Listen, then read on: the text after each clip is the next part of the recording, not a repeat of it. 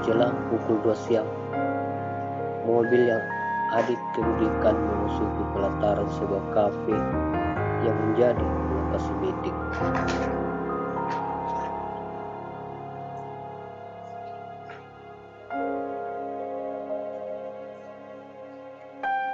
Kafe siang itu ramai. Seorang pelayan yang berdiri di depan pintu menyambut mereka dengan senyuman ramah.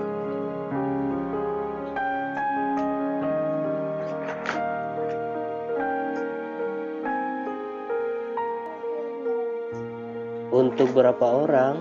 Tanya pelayan kafe itu sambil terus tersenyum.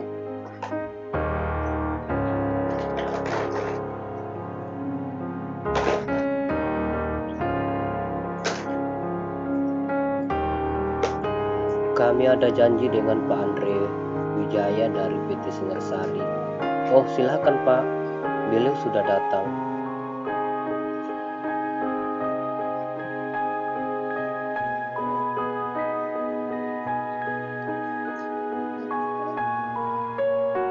Nama yang barusan disebut Adit membuat Rena terpaksa mengingatkan kininya. Andre Wijaya.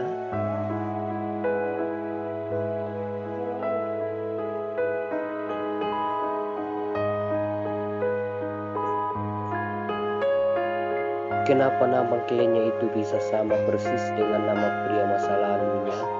Ah, tapi kan banyak orang yang memiliki nama yang sama.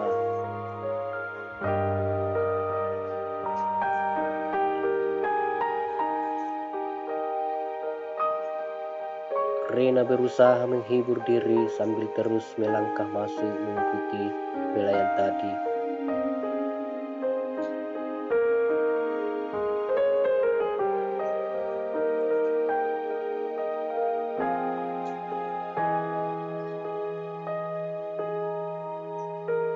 Sampai ia benar-benar melihat sosok itu, sosok lelaki jangkung dan berkulit putih yang sedang duduk manis di pojok kafe.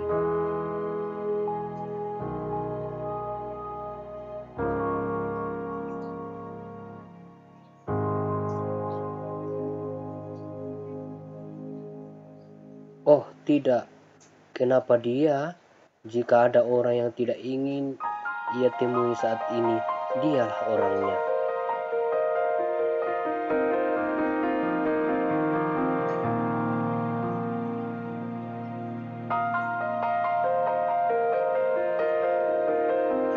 Tapi ia tahu hal itu tak mungkin terjadi. Pertemuan itu tetap harus dihadapinya. Rena menghela napas panjang agar lebih ringan dan tenang.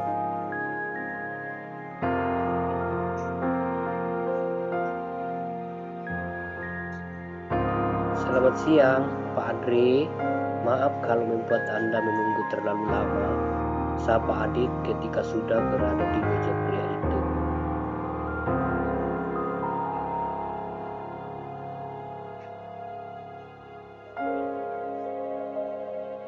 Siang Pak Adit. Ah, enggak kok Pak, saya juga baru aja datang.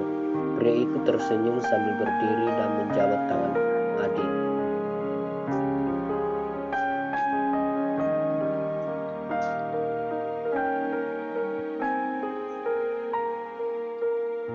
Ia belum menyadari sosok perempuan yang berdiri di sebelah Adit. Oh iya, kenalkan ini Rena, sekretaris saya.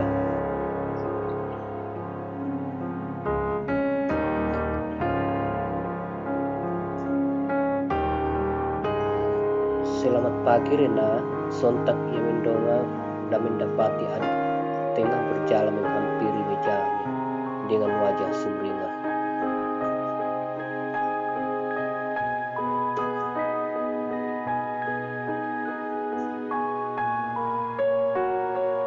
Andre mengalihkan fokus tatapannya dari Adit ke Rena, dan detik itu juga seolah waktu berhenti berputar.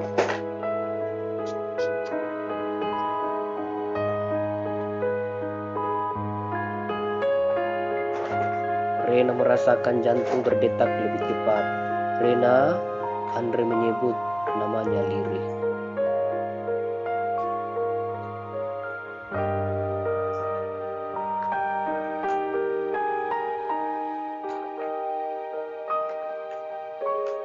Rena mengangguk dan tersenyum.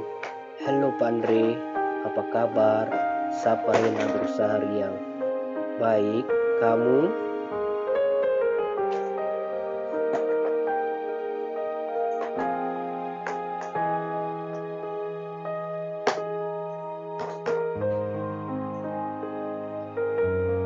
Seperti yang Pak Andre lihat, adik menatap mereka secara bergantian.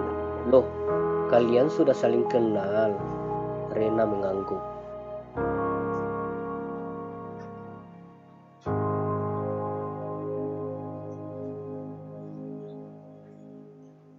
Iya, ketika masih di Malang dulu, Rena menahan diri agar suaranya tak terdengar bergetar.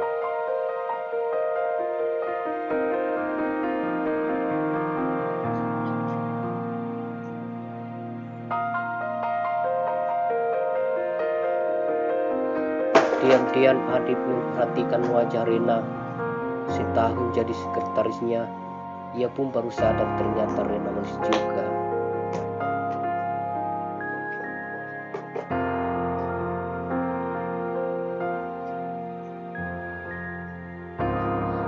Selanjutnya, mereka terlibat obrolan yang serius mengenai konsep dan teknik pembuatan iklan makanan kaleng itu.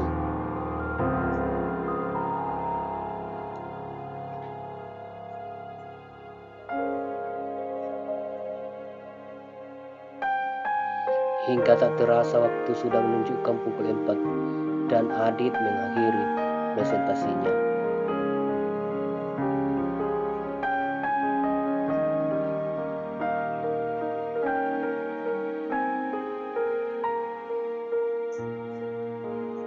Oh Pak Adit, saya tertarik dengan konsep yang Anda tawarkan. Tapi untuk itu saya harus membicarakan dulu dengan direksi lainnya.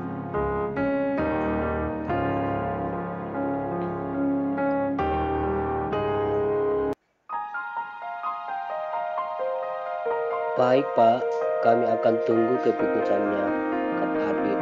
Setelah itu, Adit mengajak Rena berpamitan. Rena menghela napas lega. Akhirnya penderitaan telah berakhir.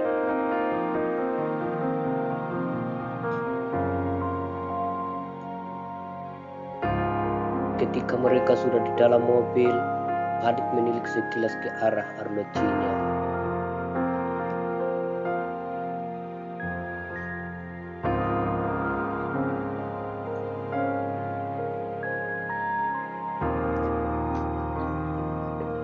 Rena, kita langsung pulang aja ya. Udah tanggung juga, bentar lagi udah jam pulang.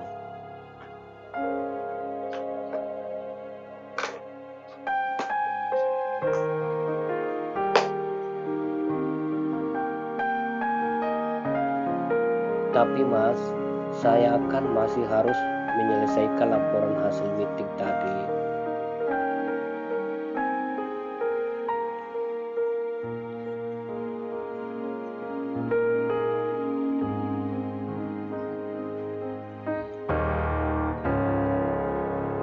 Ah, itu sih bisa kamu kerjakan di rumah nanti. Gak perlu di kantor. Aku antar kamu sampai rumah ya. Rena hanya bisa mengangguk sambil tersenyum.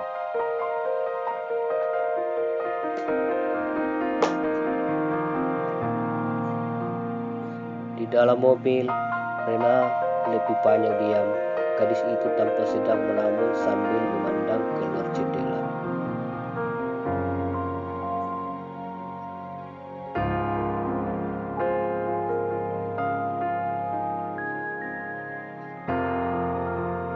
Entah apa yang sedang ia pikirkan. Apa ini ada hubungannya dengan Andre? Dari ekspresi mereka saat ini bertemu tadi sepertinya ada sesuatu yang terjadi di antara mereka.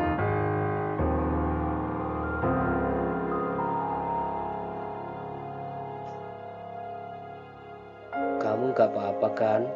Dari tadi melamun terus. Enggak apa-apa kok Mas, jawab Rena sambil tersenyum tipis. Adit merasa ada sesuatu yang sedang disembunyikan dari gadis itu.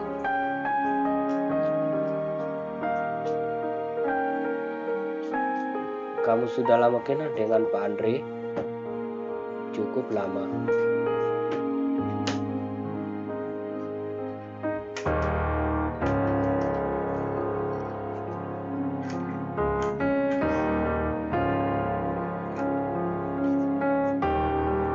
Hei, jangan-jangan kalian punya hubungan spesial ya? Goda Adit dengan matanya yang celaka.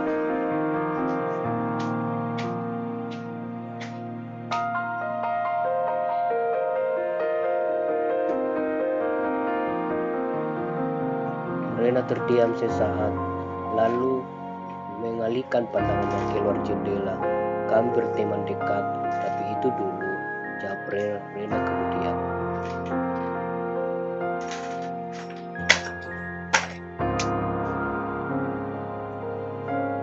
Adit mangguk-mangguk, lalu suasana kembali hening. Adit merasa tak pantas untuk menanyakan yang lebih jauh lagi.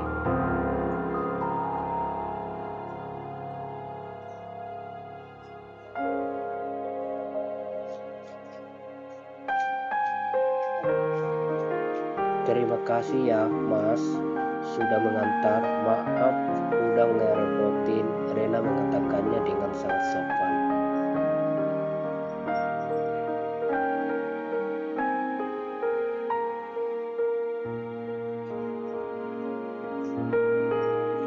Gak perlu begitu.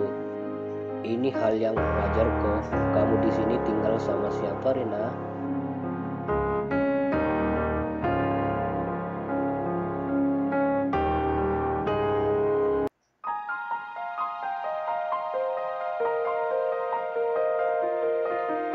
Ada teman saya, Mas, namanya Sandra. Mau mampir? Nggak usah. Makasih, Rena. Lain kali aja. Aku masih ada urusan.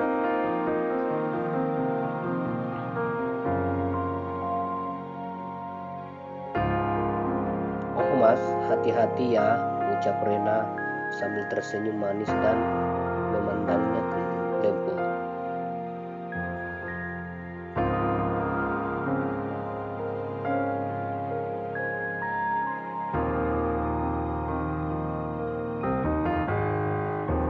Seketika itu juga dada Adit berdesir. Perasaan aneh yang sudah lama tak ia rasakan mulai muncul kembali sejak dia tunangannya meninggal karena kecelakaan lalu lintas 5 tahun lalu.